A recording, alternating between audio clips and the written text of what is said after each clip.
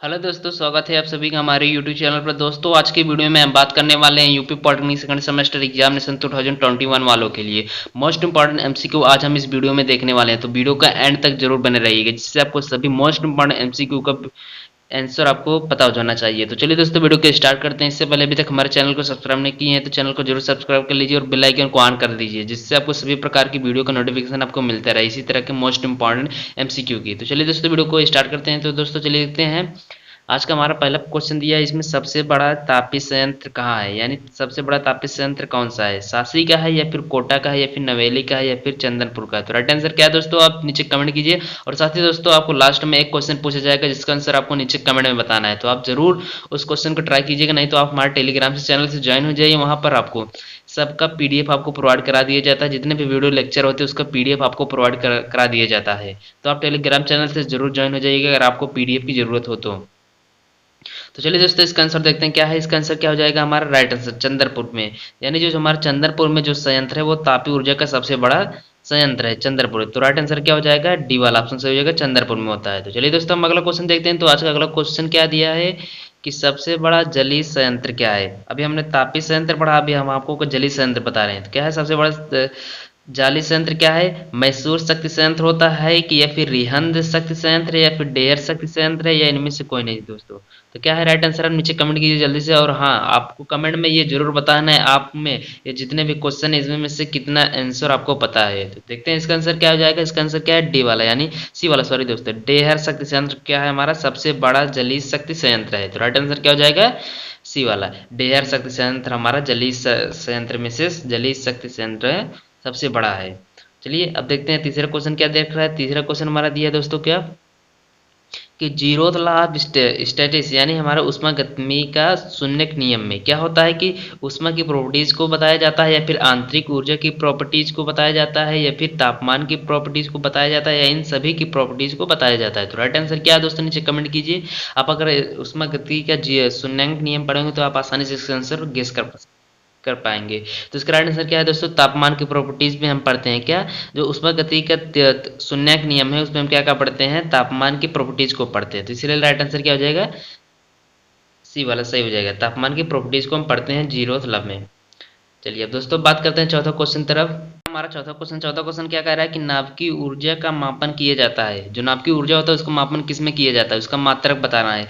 क्यूरू में किया जाता है, या फिर एमडब्ल्यू में किया जाता है, या फिर एमईवी में किया जाता है, या फिर फैराडे में किया जाता है। तो राइट आंसर क्या है दोस्तों, नीचे कमेंट कीजिए जल्दी से। तो इसका राइट आंसर क्या हो जाएगा, एमईवी में किया जाता है, यानी नाभिकीय ऊर्जा का जो मापन होता है यानी जो उसका मात्रक है एमईवी में किया जाता है। राइट आंसर क्या हो जाएगा, सी वाला एमईवी में।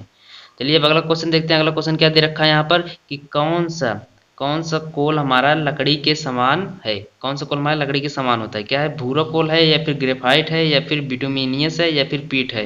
तो राइट आंसर क्या है दोस्तों, नीचे कमेंट में बताइए। तो इसका आंसर क्या हो जाएगा, डी वाला, यानी जो पीट है हमारा वो कोयले के समान, सॉरी लकड़ी के समान होता है। जो कोल होता है वो लकड़ी के पीट के समान होता है, क्या लकड़ी के। अब देखते हैं छठा क्वेश्चन दोस्तों। छठा क्वेश्चन क्या दे रखा है यहाँ पर, छठा क्वेश्चन दिया है कार्य करने की ऊर्जा कहते हैं, यानी कार्य करने की क्या कहते हैं, शक्ति को कहते हैं, ऊर्जा कहते हैं, या फिर क्षमता को कहते हैं, या फिर आवश्यकता को कहते हैं, या फिर उपयुक्त में से सभी को कहते हैं। क्या हो जाएगा राइट आंसर दोस्तों, आप लोगों ने डिफिनेशन में पढ़ा होगा ऊर्जा की क्या होता है कि कार्य करने की क्षमता को क्या कहते हैं, ऊर्जा कहते हैं। तो राइट आंसर क्या हो जाएगा, बी वाला इज द राइट आंसर। चलिए अगले दोस्तों सातवां क्वेश्चन देखते हैं। सातवां क्वेश्चन क्या दे रखा है दोस्तों, सातवां क्वेश्चन दिया है यहाँ पर कि ऊर्जा का प्रारंभिक स्रोत क्या है, यानी ऊर्जा का प्रारंभिक स्रोत क्या है, कोयला है प्रारंभिक स्रोत, या फिर तेल है, या फिर प्राकृतिक गैस है, या फिर उपरोक्त सभी है। क्या है दोस्तों, नीचे जल्दी से कमेंट कीजिए। तो इसका राइट आंसर क्या है, उपरोक्त सभी, यानी इन सभी ये जो हमारे कोयला है, तेल है, ये सब प्राकृतिक है, गैस, ये सब हमारे क्या है प्रारंभिक स्रोत है। तो राइट आंसर क्या हो जाएगा, उपरोक्त सभी हो जाएगा। अब दोस्तों बात करते हैं आठवां क्वेश्चन। आठवां क्वेश्चन क्या दे रखा है यहाँ पर, हाइड्रोलॉजी। हाइड्रोलॉजी से क्या तात्पर्य है, जलगतिकी है, या फिर हाइड्रोलॉजी में क्या तात्पर्य है, यानी इसका कहने का मतलब है हम हाइड्रोलॉजी में क्या पढ़ते हैं, जल की गतिकी पढ़ते हैं, या फिर जल विज्ञान पढ़ते हैं, या फिर जल स्थैतिक पढ़ते हैं। तो क्या या फिर इन सभी को पढ़ते हैं। तो क्या पढ़ते हैं हम हाइड्रोलॉजी में, तो दोस्तों इसका राइट आंसर क्या है, उपरोक्त सभी, यानी जो हाइड्रोलॉजी होता है उसमें हम जल गतिकी को भी पढ़ते हैं, और जल विज्ञान को भी पढ़ते हैं, और जल स्थैतिक को भी पढ़ते हैं। तो राइट आंसर क्या हो जाएगा, उपरोक्त सभी। चलिए दोस्तों अगला क्वेश्चन देखते हैं। अगला क्वेश्चन क्या दे रखा है हमारा, क्वेश्चन हमारा दिया है क्या, भारत का प्रथम नाभिकीय संयंत्र कहाँ है।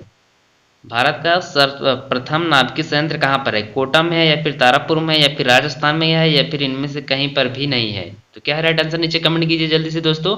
इसका राइट आंसर क्या है? तारापुर में। यानी तारापुर में क्या है, हमारा भारत का प्रथम जो नाभिकीय संयंत्र बना था वो हमारा तारापुर में ही बना था। तो राइट आंसर क्या हो जाएगा? तारापुर। इसको आप ध्यान से दीजिएगा दोस्तों। 3 क्वेश्चन हम आपको बताए, सबसे बड़ा तापीय संयंत्र और जल संयंत्र, और हमारा यह हुआ नाभिकीय संयंत्र सर्वप्रथम कहाँ बना था भारत में। इन 3 क्वेश्चन को आप मोस्ट इंपॉर्टेंट के रूप में लीजिएगा, क्योंकि ये इन तीनों में से एक क्वेश्चन हर वक्त पूछा जाता है, यानी हर साल पूछा जाता है। तो राइट आंसर हो जाएगा क्या इसका? तो इसीलिए इन सभी को आसानी से आप जानते रहिएगा। तो राइट आंसर इसका क्या हो जाएगा? यानी नाभिकीय संयंत्र का कहाँ है? वो तारापुर में। तो राइट आंसर हो जाएगा तारापुर। दोस्तों अगला क्वेश्चन क्या दे रखा है? अगला क्वेश्चन दिया है कि गैस टरबाइन कार्य करता है। गैस टरबाइन किस प्रकार करता है? जूल चक्र पर कार्य करता है या फिर कार्नाट चक्र पर कार्य करता है या फिर ब्रेटन चक्र पर कार्य करता है या फिर रैकिन चक्र पर किस पर कार्य करता है? आपको नीचे कमेंट में बताना है दोस्तों इसका आंसर। तो क्या है इसका राइट आंसर? आपको दोस्तों नीचे कमेंट में बताना है। तो आज के वीडियो में बस इतने ही 10 क्वेश्चन आपको बताए गए हैं। आप 10 का आंसर आप तैयार कर लीजिएगा, चूंकि ये सभी मोस्ट इंपॉर्टेंट है। क्योंकि इन सभी चैप्टर ये सभी पिछले 10 सालों में पूछे गए हैं, इसीलिए हमने पुटअप किया, तो इसे मोस्ट इंपॉर्टेंट कहा गया है। और साथ ही साथ दोस्तों अपने दोस्तों के साथ इस वीडियो को शेयर कर दीजिए, क्योंकि उनको भी पता चल जाए कि इन मोस्ट इंपॉर्टेंट कुछ क्वेश्चन के बारे में। तो आप अभी तक हमारे चैनल को सब्सक्राइब नहीं किए तो चैनल को जरूर सब्सक्राइब कर लीजिए, इसी तरह की मोस्ट इंपॉर्टेंट MCQ वीडियो का नोटिफिकेशन पाने के लिए। तो चलिए दोस्तों मिलते हैं अगले वीडियो में। इस वीडियो में बस इतना ही।